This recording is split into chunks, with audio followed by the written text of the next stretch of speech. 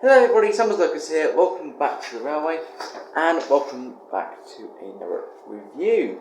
Yes, for a while actually, because I haven't actually done a review for a long time now. But he hasn't been here, so I can't really do a lot. And also, he's been buying engines. Yeah, a few. Well, actually, they were for my birthday, so I don't really Mate, you got them for birthday. Anyway, so today's engine is an engine you've already seen, and already running, which is, if I just put the tender on, the Hornby Britannia class, but say Britannia, Battle of Britain, which is not Battle of Britain, it's Britannia class. So the number I have got is 70,040, or the Clive of India is the name of this one. So I got this loco for £59 at the Dean Valley Railway. Now I did try to get it down for the price, but the next thing that he said to me was that this one is a fitting rarity, because all these ones don't really you don't normally see these ones at shops, because people find them interesting because they're one in a million sort of thing. So you don't normally see them on layouts and things. Not a lot of people, because people just think of Britannia class, Britannia, Oliver Cromwell, so they get them, but don't think about these ones. Oh, well, my one's Oliver Cromwell and Britannia, so You always see it running, but I haven't done an official review of it, so I can probably have it saying that this is an engine of mine. So with that, let's get it up against the white background and check out the detail. Also, we need another engine. Okay then, so here we have the Britannia class up against the white background. As you can see, it's a very detailed engine. So starting off with the front. The front of it is very nice. The buffers, are they sprung buffers? They are. Sprung buffers. That means he's just more interested in his phone. Yes. Wait, what were you saying? No, I was saying sprung buffers on the front. Yes. Yes. But also was quite interesting. This warning symbol. You can just tell how old this is, because this is the traditional the first ones that were put on the steam engines. In the 1990s sort of area. Then they changed it to the yellow symbols. As you can see here, we have Clive of India, the nameplate, which isn't etched, but I have got etched nameplates with it, which I just don't decide to put them on because it's easier for me, and also less likely for it to fall off and damage something. And yes, it's not two-cylinder engine; it's only one cylinder because it's already got one funnel. So the piston rods, the connection rods are very good. They're very don't catch or anything, so it's really good. The lining on the boiler, the red lining, very nice, and also along the I don't remember what that is.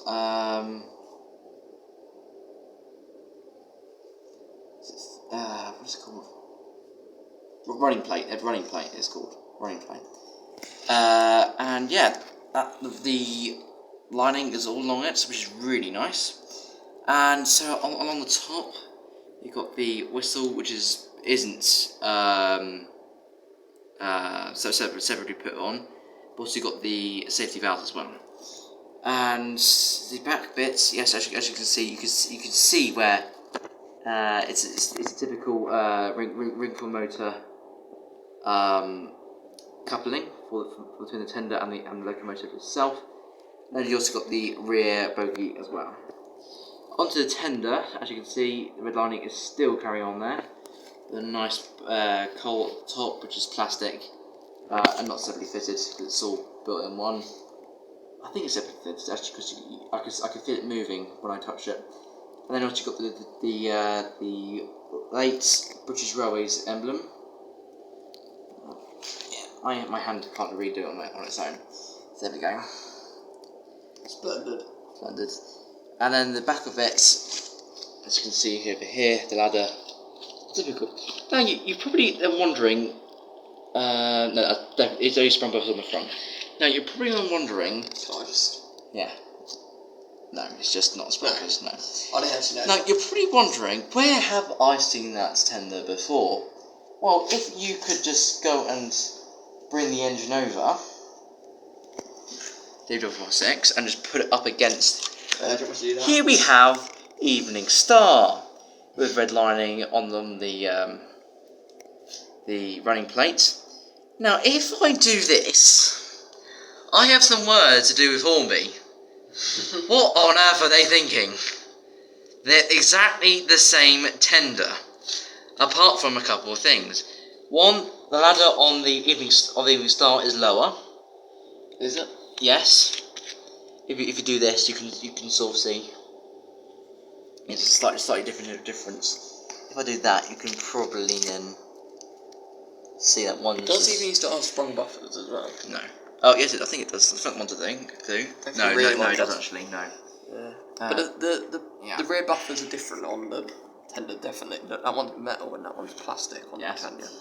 And also, the railings on here, it's got on the Evening Star, it's got actual proper railings, but on the Britannia class, it hasn't got proper railings because it's got plastic put on railings. So, Hornby may have modified it, but Hornby, what is wrong with you? I mean, seriously, what, have you just copied that tender and put it on every single British Railways locomotive like a Britannia class? Yeah, okay. I mean, they're all pretty similar, but no excuse. But there are slight differences between them just to make them modified. But when you put them side by side, then you think to yourself, oh dear. Anyway, that's not the only engine that I need to compare it with. But also, we have a second Britannia class. My troublesome. Is troublesome. But it does have a steam generator. Yeah, steam generator. It's also terrible. But yeah. Also terrible. So if I just line it up next to each other, you can now see the differences. The front of it is completely different, apart from the fact that the old Britannia class, the first one we did, has got a missing buffer on the front. And yeah, it definitely looks a lot goofier, and also a lot more, well, bad sort of thing.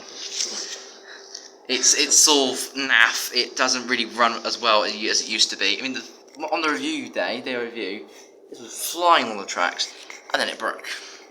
But it is back now, and it's sort of. Yes, and also, this Britannia class is actually slightly shorter than my Britannia class.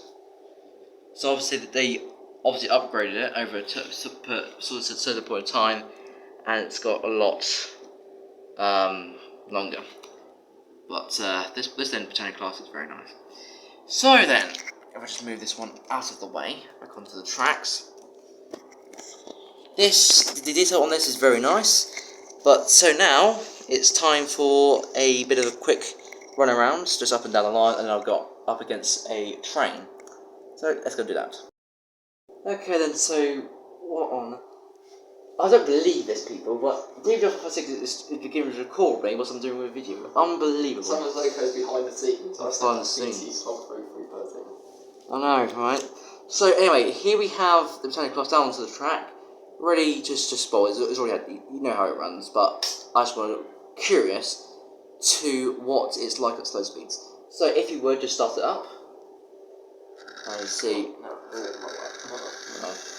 There it goes. Very smooth runner. Yeah, very smooth. Yeah, they are very nice. And these engines are straight into the 1960s. So slow speeds, let's see what slow speeds. Okay, that's very cookie. But it's a renewable motor, so it's not supposed to go slow speeds. But back into fast speeds again. It's not terrible, but yeah, very probably really. Yeah, so that's not too bad. Not too bad.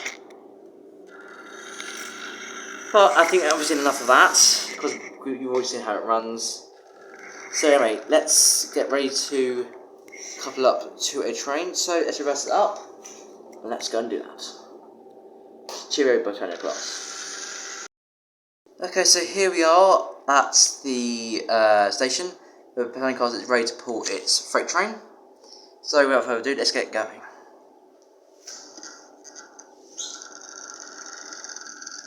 Take it away.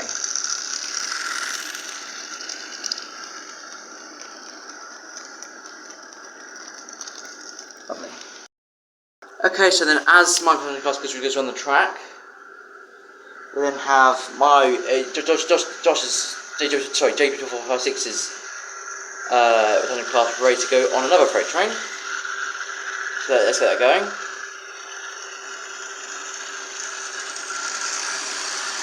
goes. As my one goes back in the background. And then finally we have the Evening Star, which I had to run over because it has sort of exact same tender, and also it has smoke deflectors as well, so that does make sense. So let's get it off.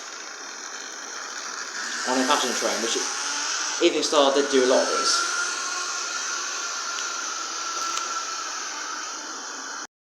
Here comes my return class. Also do JBW456 as one.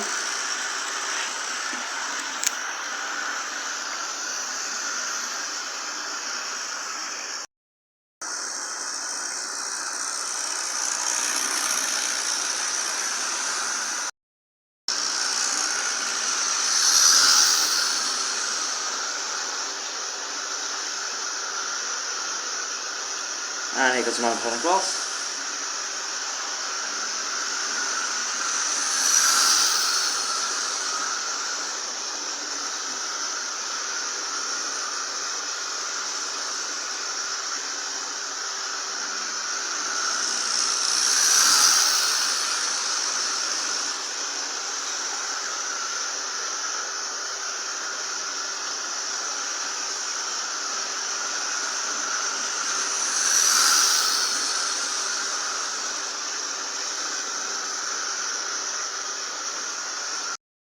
Okay, so I'm back behind the 9F. There's it going. And somebody's going horrendously fast. Yeah, fortunately, too quick. So there's the tiny class.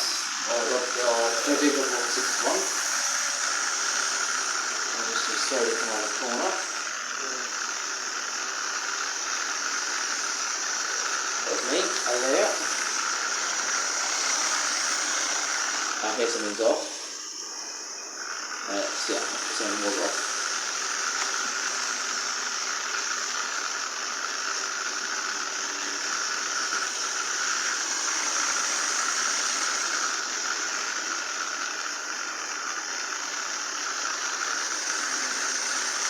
Yeah.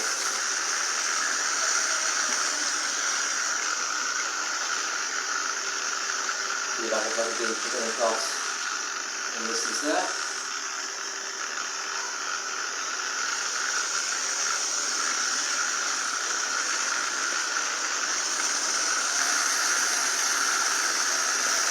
Also, while you're at it, trying to list all the engines that I have in BR colours, that are from BR apple green or to BR the actual dark green colour.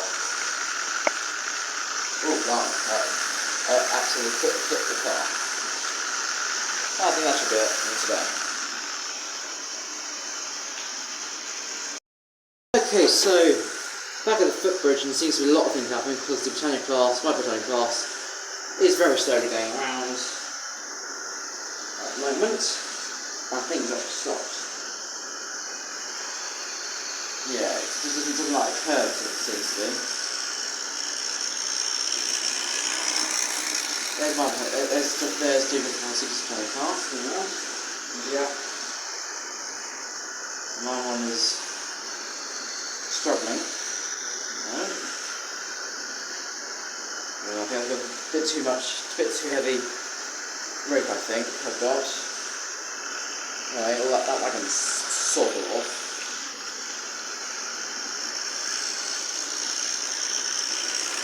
Well, that's a sort of, I mean, it actually is.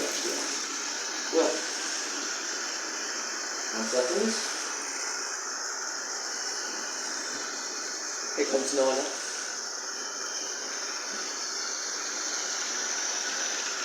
There it goes. Yeah, there's a knife again, and so let's put them on all the station and see the blog last time. Okay, so with that, that's all I've got time for today's review. Here's the Britannia class in the station. There's the other Britannia class, which looks very nice. And of course, the Evening Star, which they're all lovely engines. Okay, so which is your favourite Britannia class then? One would have to be yours. Yeah. I don't think much competition there, is there? No. Well, I love Britannia cars, so I'll take either. Yeah, same, okay. Well then, I thank you all very much for watching. I'll see you next time for some more reviews. Goodbye, everyone. Goodbye.